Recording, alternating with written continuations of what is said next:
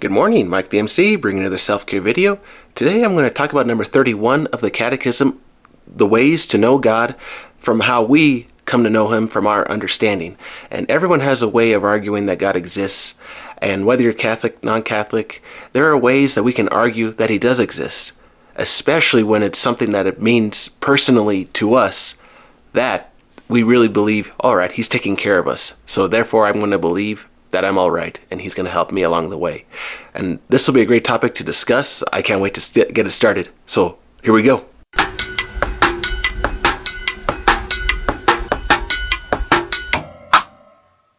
So here's number 31 of the Catechism, ways of coming to know God. Created in God's image and called to know and love Him, the person who seeks God discovers certain ways of coming to know Him.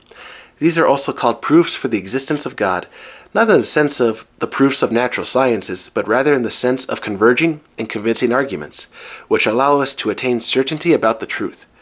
These ways of approaching God from creation have a twofold point of departure, the physical world and the human person. And I think that last part, to me, it's arguing that if we are people living on the planet, okay, the departure is saying, okay, you live right here in the U.S., you live right here in Africa, etc., etc. You all have your traditions, faiths, coming to grow up and live with other people, and you have your own beliefs. And based on where you are in the world, maybe you will come to know God in your own unique way. And kind of like if you all read the same book, watch the same movie, do we all have the same reaction? Even among Catholics, do we have the same love for God? I would argue no. It's very unique. Unique in that He has helped me, helped you, mother, father, etc., friends, family, in various ways that we don't know. And that is why being unique, especially when it comes to love, is why God is so close to us. And so to me, that's one proof that God exists for myself already. Because if He is taking care of me and you in different ways, but we don't have the same reactions, to me that's saying, okay, God's in our lives in different ways. So from there, He's taking care of us as it should be and living our own lives respectably. So that's one proof. I should do another video on another topic on St. Thomas Aquinas because he talks about 5 proofs of coming to know God. My favorite one is with regards to attributes. So, for example, in football, there's a receiver that catches the football. Okay, you could think of some of the great receivers that never dropped the football.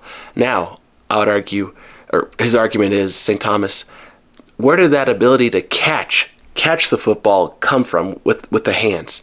It comes from God. And so, if He never drops anything, I'm just saying, this is the assumption, I mean, God is God, but if being a person on the planet, would He drop the football?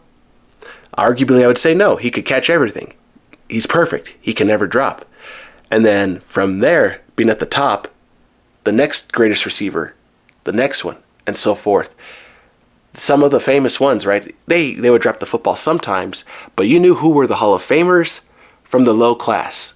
And so basically, at different levels, lowest to the highest being God, that's how you know He exists. And that extends to other things. From the abilities of catching footballs, right? Beauty, the ability to see, who has the greatest eyesight, who has the ability to run the fastest, who is the greatest singer, the best voice on the planet.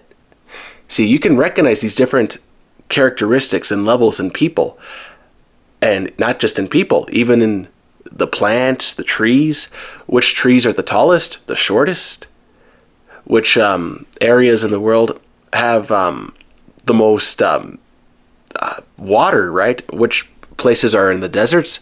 See, all these attributes, characteristics, you can recognize not just in people, but in the world around you. And those attributes come back to God. And that is what Thomas Aquinas is saying, where all of them come from God, so that's one way to know Him. Or the second one that I like, which is actually the first, cause and effect. So if you light a piece of dynamite, and then boom, the effect, right? What was the cause? The person lighting that fuse. So, when God created the whole existence, the universe, okay, people say, oh, maybe the Big Bang Theory. And people will argue, okay, maybe it wasn't the Big Bang, but it's one way of thinking, okay, a cause and effect. God kind of like said, okay, boom, into the universe. And then suns, planets, the black holes, galaxies, everything started to emerge, working in a system, gravity. But the thing from that argument is cause and effect. And so by you being born with the parents, see, being the cause and you being the effect, you are made out of love. Now that's a proof of God, because love allows people to continue to be on the planet, the creation, never-ending cycle of love. And you could argue, okay, from there, beyond the physical, maybe there is a heaven, because where do all the people go? Philosophers will say, okay, we have a soul. Some will say differently, but for the most part, philosophers will say we'll have a soul. So where does it go? Because that soul was in your body, maybe we'll reunite with that. And as Catholics, that's what we believe. Now, in other faiths, I'd be curious. I want to know more about that, if our bodies come back to the soul from the different perspectives as well in that regard. But see, that's a proof of knowing God. Knowing that there's a cycle from birth, cradle to the grave, but beyond the grave to heaven. And to me, that's something to think that, all right, we're going to be back with our grandparents. And if you're going to argue with someone that God exists, make the argument and how you see it. Because for the high schoolers, young people who are watching this possibly, when you go to college and a professor argues against you saying, oh, there's no way God can exist. You don't see heaven, you don't see hell, you don't see any of those bad places good. How do you know he exists? And so kind of like the heads up, get ready as you get older, because people will argue and you're going to have to be able to defend yourself. And for adults listening to the youth, if you can help a young person recognize that maybe beyond depression, beyond a hard life, that there is some hope in the world with the heaven, why not have a conversation with that young person to help them feel great? As a teacher, that's why I'm trying to help catechist students at my church, but more beyond that, just helping people in general, helping adults older than me, etc.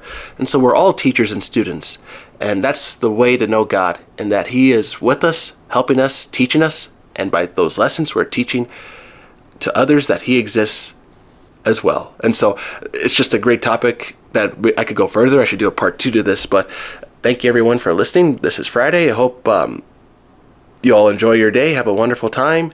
And always remember, he exists. He does. Have a good one, everybody.